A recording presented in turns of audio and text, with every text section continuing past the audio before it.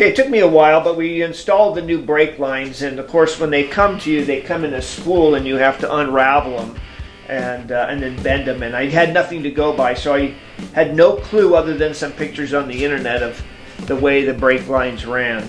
So I was able to run them all, and they all seemed to fit pretty well. Pretty proud about that.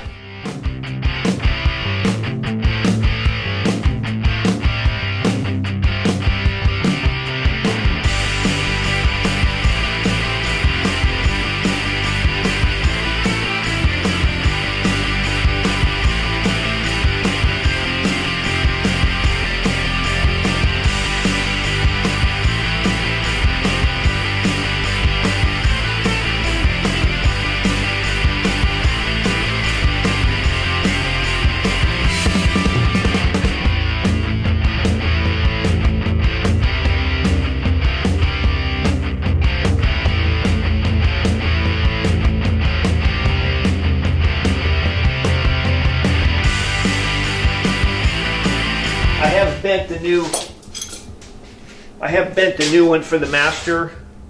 I haven't installed it yet because I'm waiting for the clutch line and the gaskets to come in, and then I'll be putting the pedals in after I paint the footwells. But the master cylinder, you can come over here. The master brake is now working.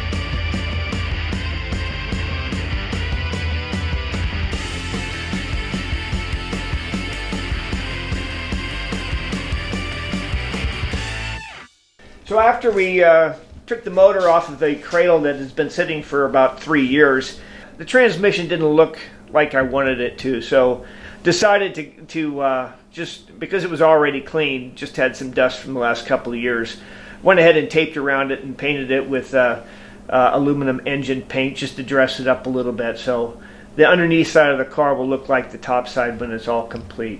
The engines in these install incredibly easy. I think it probably took us a whole 5 minutes to put the engine in and get the lines, the bolts lined up for the rear transmission mount.